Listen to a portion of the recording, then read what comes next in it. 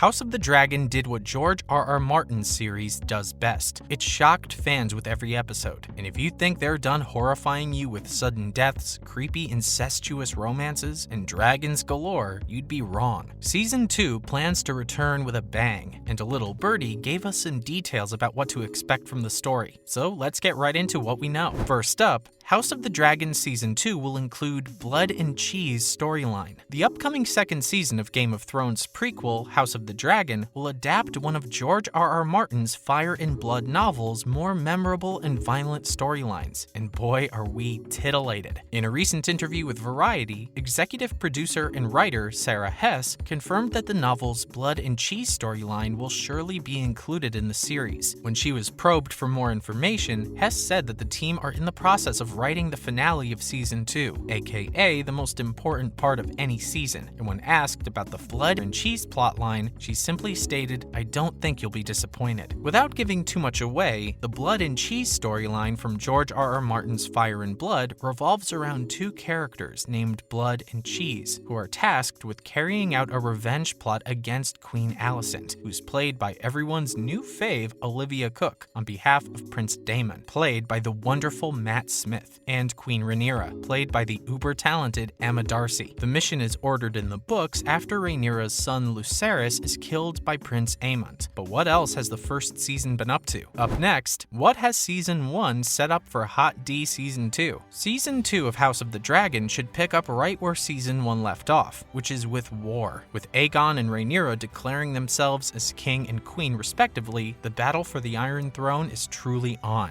And let's not forget, after Aemon's actions at Storm's End, Rhaenyra and Daemon are surely driven by revenge, which is exactly where the second season should pick up. We really want to see just how angry Rhaenyra can get. Most of Season 1 was setting the stage for the Dance of the Dragons that is bound to be extensively explored in Season 2. This means more battles, more political scheming, and the division of Westeros as warring factions vie for support. If you'll recall, Season 1 covered several decades. That's about to change too, as the timeline for the Dance of the Dragons is more condensed and spans just a couple of years. That will mean fewer time jumps, but there's still a lot to fit in, as there will be betrayals, plots, and of course, deaths and dragons. Season 2 of House of the Dragon will most likely go beyond King's Landing and Dragonstone, with Jacaerys visiting the Vale of Arryn in Winterfell. It can demonstrate how deeply this divides the Seven Kingdoms of Westeros, as well as bring in new characters and houses. Coming up,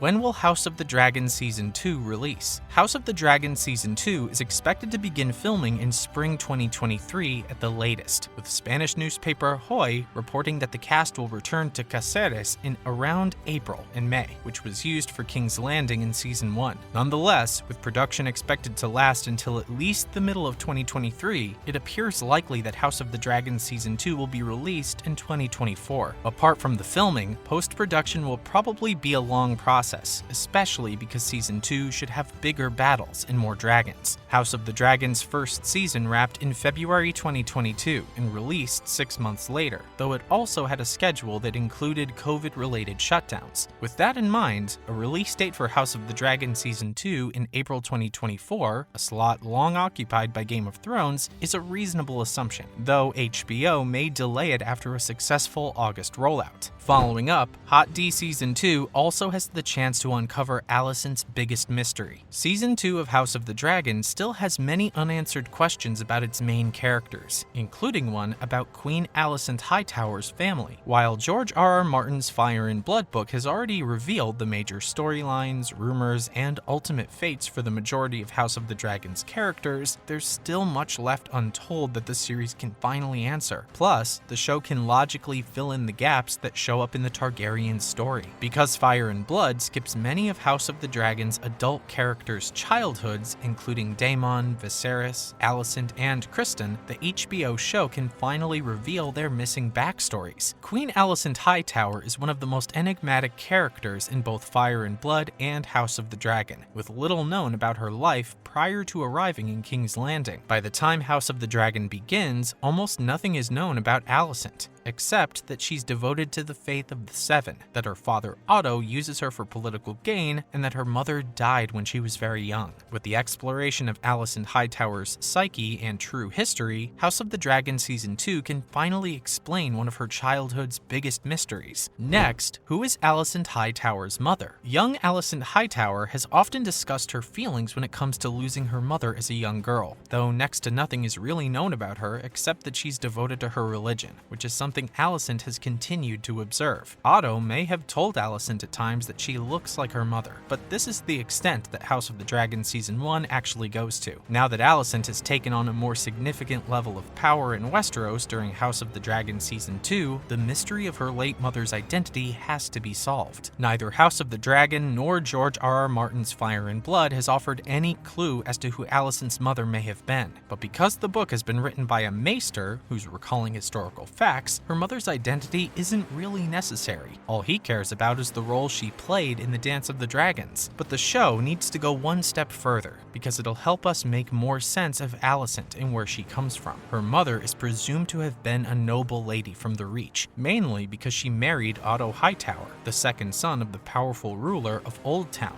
Although the lack of characters referencing her indicates that she may have belonged to a lesser house and not really considered worthy of any more thoughts, House of the Dragon highlights many families who either lost their power or went extinct before Game of Thrones began. So it's also possible that Alicent's mom was from a house that became obscure even before this prequel's timeline. Moving on, House of the Dragon's Starks will break a Game of Thrones curse. Lord Cregan Stark will finally be introduced in House of the Dragon Season 2 and will break a tragic Game of Thrones curse. The Starks may have been one of the main houses in Game of Thrones, but fans observed that they've been completely absent from the spin-off so far, and we've been missing them. With the story more focused on the competing Targaryen family members in King's Landing and Dragonstone, there's little need for the show to offer updates from Winterfell, but that's set to change with the Dance of the Dragons. You see, House of the Dragon's Cregan Stark is set to make the journey to King's Landing, and he'll arrive right at the end of the Civil War, help clean up the mess, briefly serve as Hand of the King, and then get to happily go home. If this sounds unnatural to you, it's because this indicates the stark difference in how the story ended for the Starks in Game of Thrones. If you'll recall, the Starks were often doomed when they headed south. As Catelyn reminded Ned in Game of Thrones pilot, "Your father and brother rode south once on a king's demand." That proved to be fatal for them, and sadly, it was the same for Ned. Almost every Stark who went south of Winterfell in Game of Thrones was either killed, like Robb and Catelyn, or simply suffered a whole lot, like Sansa, Arya, and Jon Snow. Turns out, Cregan's here to break that trend. Finally, why did the Starks not fare well in the South in Game of Thrones? The Starks' unfortunate fates when going south began with Rickard and Brandon Stark when they were brutally killed by Aerys II Targaryen, aka the Mad King. And one of the reasons why the family doesn't do all that well is because of how different they are from the rest of Westeros. The North is the largest of the Seven Kingdoms, but it's almost completely isolated from the politics of King's Landing than the rest of the kingdoms. It was once a separate entity, if you'll remember. It has its own people, its own culture, its own ways,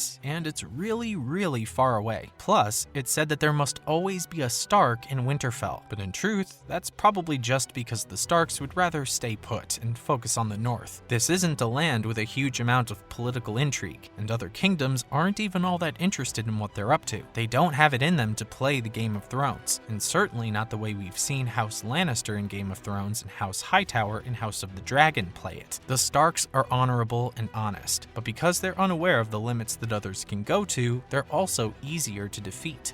The Targaryens and Lannisters beat the Starks before they've even realized that they're a part of the political schemes. They may be great as people, but their lack of concern for the rest of King's Landing means that they're often outmatched and outwitted when they reach the South, which operates completely differently from the North. That's a wrap for this video. Do you have any theories about what could transpire in the second season of House of the Dragon? Let us know in the comments below. Make sure to give this video a thumbs up and subscribe to our channel for more videos like this. See you in the next one.